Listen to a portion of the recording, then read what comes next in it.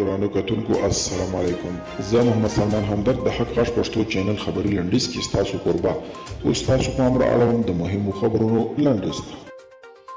قطر کې د افغان حکومت او طالبانو د مذاکراتي ټیم غړي وایي په پام کې ده چې نن ټاکل شوې مشترکه کاري ډلې لومړنۍ ناستې ترسره کړي.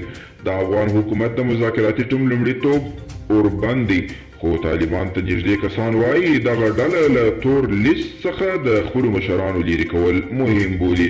اروپایي ټولنې پریکړه کړې ده چې خپلو غړو هیوادونو ته د پاکستان د هوایي شرکت په PIA پر ورتګ بندیز ته دوام ورکړي او د پاکستان د هوایي چلند له چارو یې غوښتي چې د سوداګریزو پیلوټانو د اسنادو ستونزه دې حل کړي.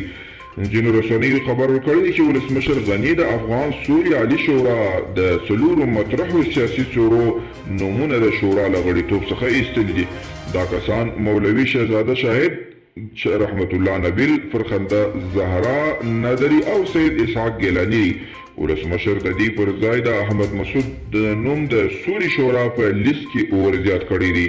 د امریکا چارواکو له ټولو خلکو څخه په بیړنۍ توګه سره غوښتنه کړې ترڅو له ماسکونو کار واخلي. دا ګام هغه مهال واخیستل شو چې کله تېره پنجشنبې په امریکا کې د کرونا ناروغۍ له امله په یوه ورځ 2861 کسانو خپل ژوند له لاسه ورکړ.